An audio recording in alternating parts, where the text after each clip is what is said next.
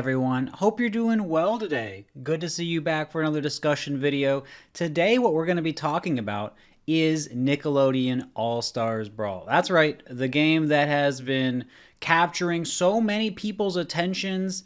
So many people are streaming it, talking about it, and a decent amount of people wanted to know my thoughts as someone that knows a decent amount about Melee and thinks about games and balance and things like that a decent amount. So today, that's exactly what we're going to do. I'm going to give you my thoughts.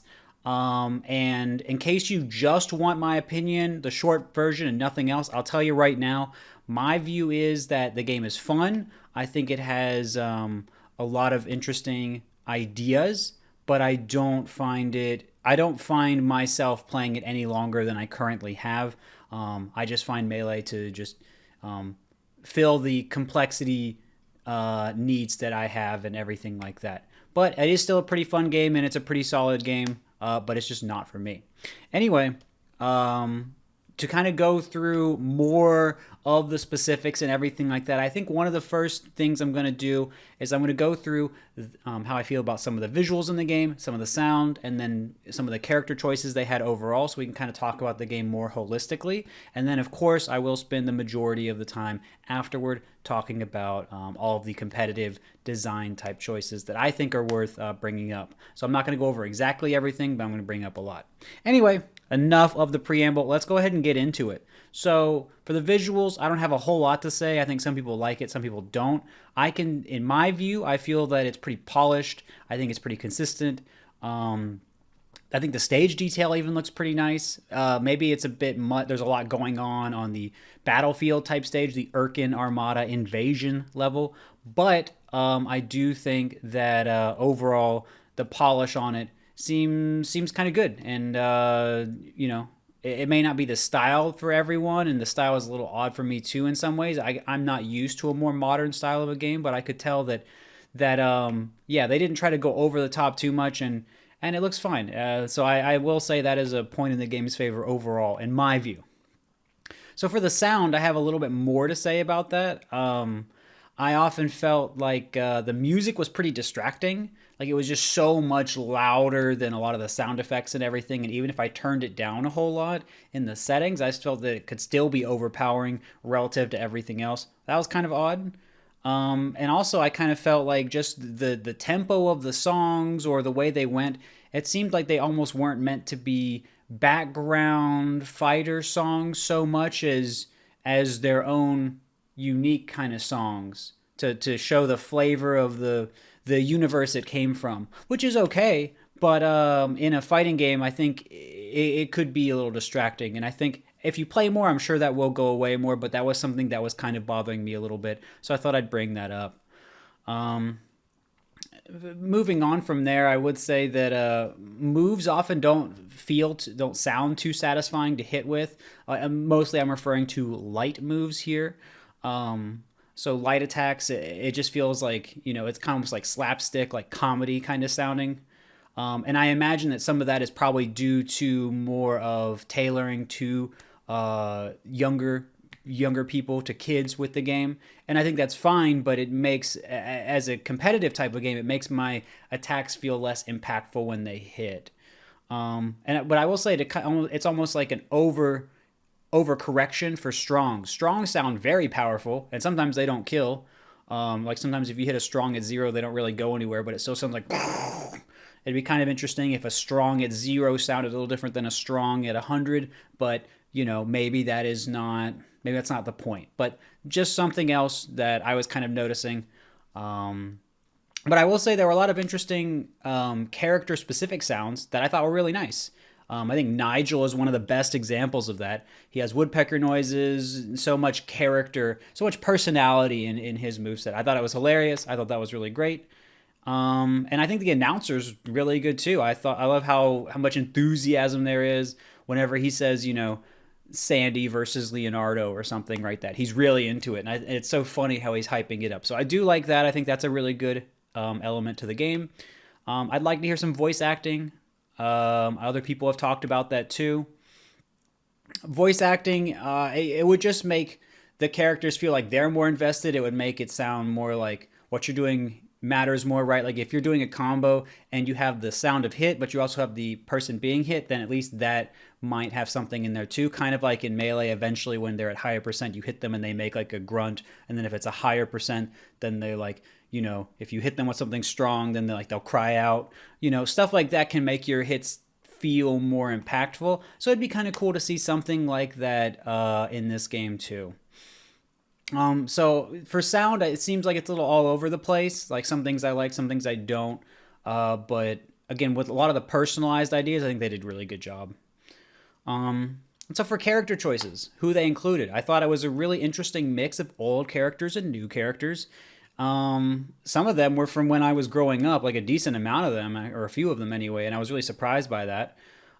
So it seems like there were so many there were so many demographics that really wanted to be targeted with the game, and I'll talk more a little bit about that at the end. But I thought that was really kind of cool how the developers really wanted to bring in so many people that might be nostalgic who had grown up with cartoons, 20 years ago, 25 years ago. Incredible for them to go for that, and I think it made a lot of people pretty happy, and I think that's kind of the joy of something you can do with platform fighters that bring in all these franchises. You can show love to maybe a cartoon that didn't get as much, but someone really loved, and there's still spots for so many others, and I think that's awesome. But I will say, and as I transition to competitive talk, I thought there was some kind of sameness between characters in some ways. People's air dashes goes about the same length, I believe, not factoring in drift, but the air dash itself. And grabs seem to all be the same range, and you seem to be able to do the same throws out of the grab, up, forward, down, and they all have the same animation and the same sound when you grab, and things like that. So I thought that was a bit odd. And as someone that wanted to learn the game quickly for the invitational I participated in, that was helpful. But at the same time, I also felt like that takes away. I felt like a little bit of depth or matchup knowledge or things that could surprise you if someone really labbed it out or something like that.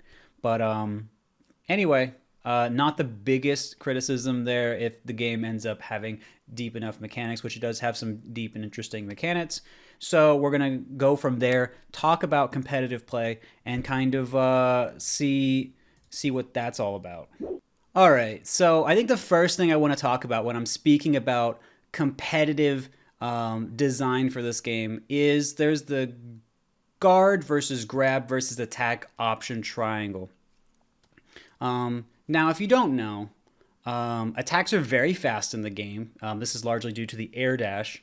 But when you are attacking, even regular guarding, from my understanding, can still be effective at blocking an attack and then giving you enough time to counterattack. And so there are perfect blocks and really perfect blocks and stuff like that let you have even less stun, and so you can attack right away. But oftentimes it doesn't seem like you even need that. But grab, having an okay amount of range, can come in and you can act like you're going to attack and just grab someone. So what you'll see some players do is guard for a little bit, and then right when the other person seems like they're going to come in, it looks like they're going to come in with a grab, I'm going to try and stop guarding and go into an attack. So you will kind of see that mix-up triangle play out, and I think that's solid, but it often feels to me like I'd like to have a way to at least be neutral with block with my attacks. Maybe that's too much of the melee player in me talking, but I always liked having the option to have multiple solutions to the problem, but it often feels like you just wait out their guard, or you try to go in for the grab, or you kind of fake something like that.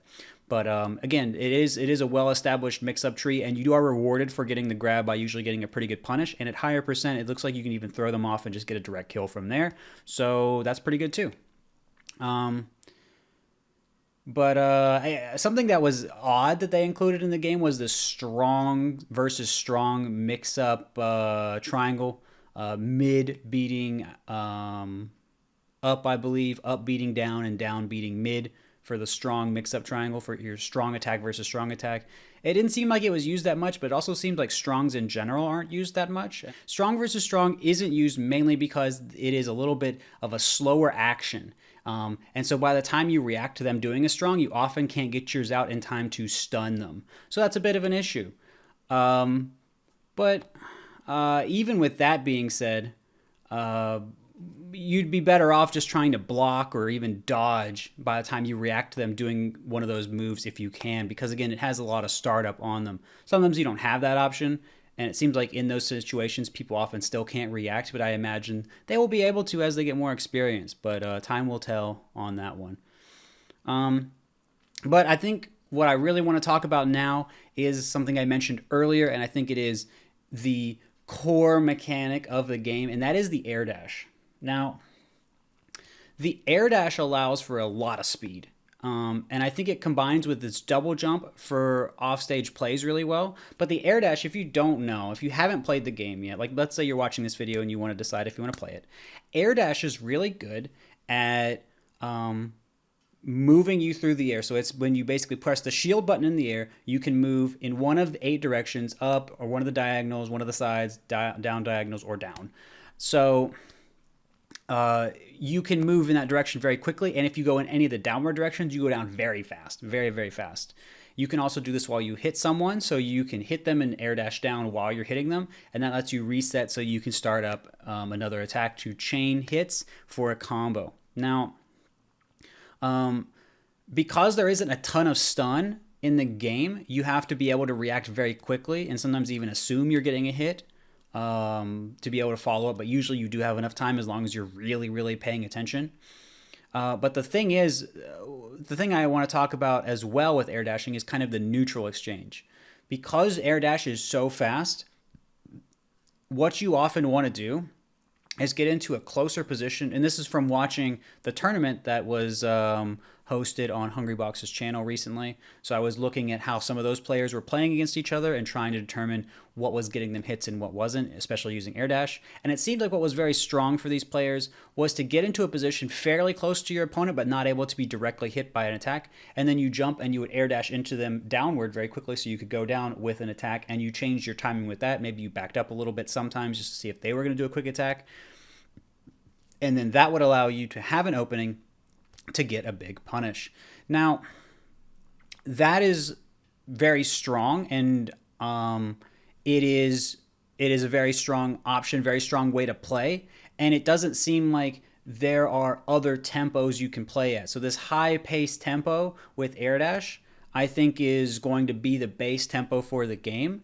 And I think if you like playing really fast, you like pressing, a decent amount of buttons, then this is going to be a very great mechanic. It's going to feel very good for you. But if you like changing your tempo up, if you like changing between offense and defense a little bit more, playing a variety of positions, it doesn't seem like this necessarily lends itself the best to that. But the game is still developing. Maybe I'll be wrong about that, but that is my impression from watching the game so far. So again, I think it allows for high speed, which allows for offense to be stronger than defense, which I think is great. I think it's interesting. I'd rather see that than a very campy game, personally. But I do think that there is something that is lost going that direction as well in this particular case. And that's partly why if you were to nerf guard in any way, like I suggested before, then that would make offense even stronger. So I'm not entirely sure how you would even solve this, if you even call it an issue.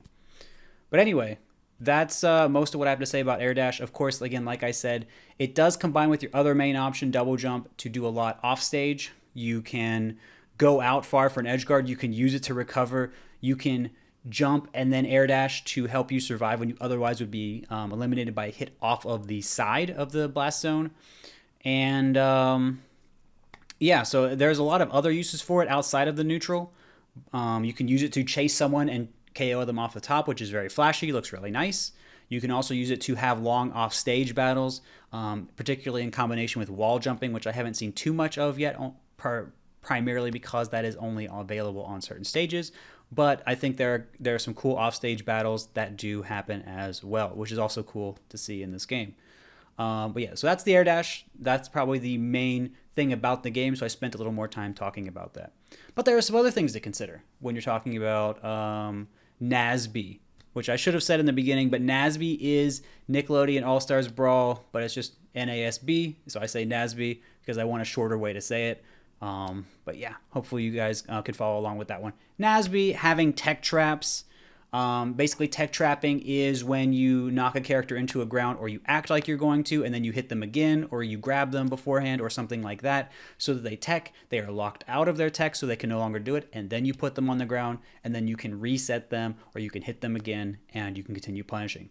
This is something available in Melee too, as well, but the problem in NASB is that it seems very hard to react, and you often have to, it seems like you have to guess in a lot of these situations because attacks are so fast.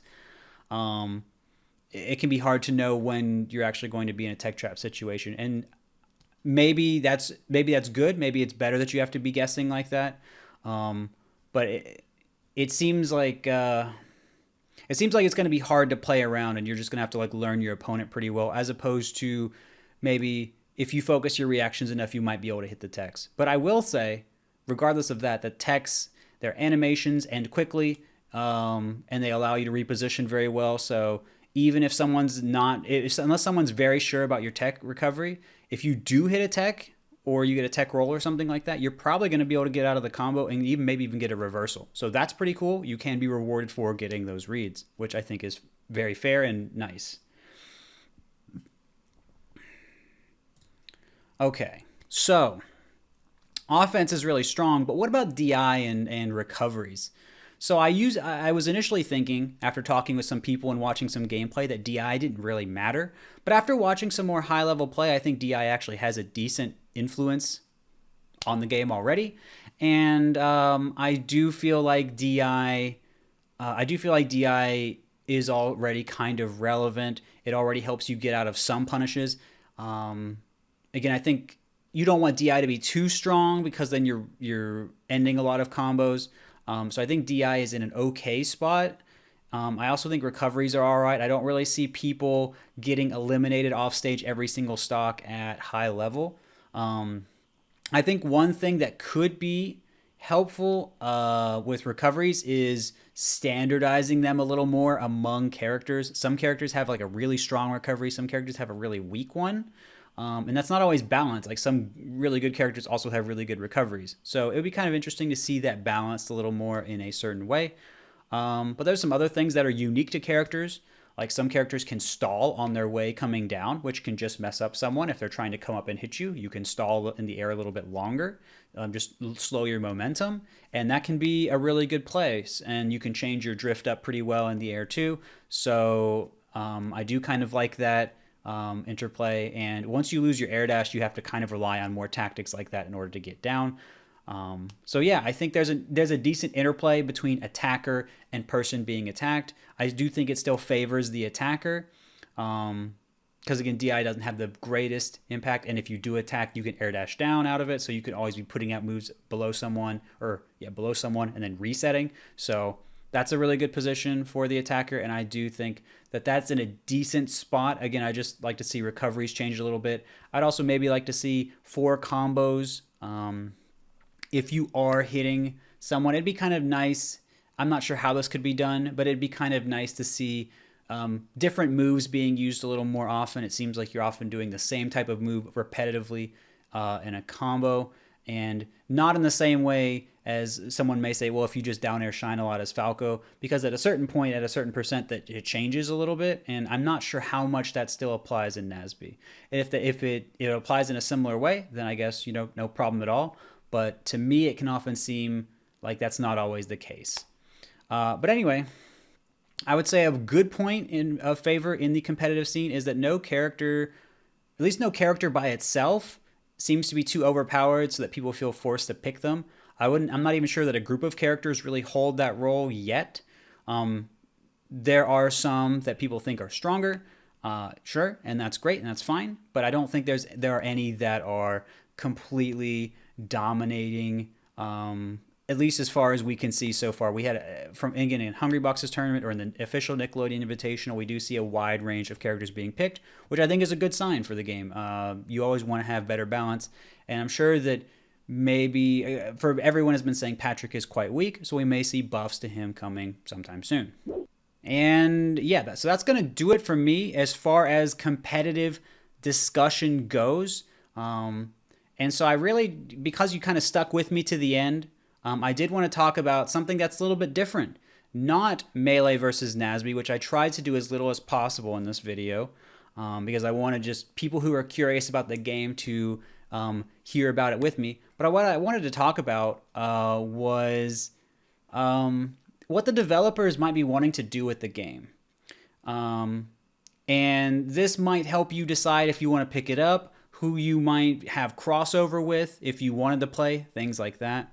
So something I kind of realized in talking with some of the people affiliated with the game, not the developers, but people who worked at Nickelodeon. I was able to talk to them because I was in the official Nickelodeon launch tournament. And so I asked them about what they wanted their relationship with Smash to be. Did they want to kill any game? Were they worried about Nintendo? Anything like that. And they said they loved, they were not trying to kill any game, and they had a good relationship with Nintendo. In fact, they often partnered with Nintendo for an event once a year or something like that, they were telling me. So I don't think there was any malintent. I don't think they scheduled their tournament when Nintendo scheduled their Direct, for example. I think it was just something that ended up happening by accident, and neither one wanted to change, of course, because that stuff gets set often quite a bit in advance.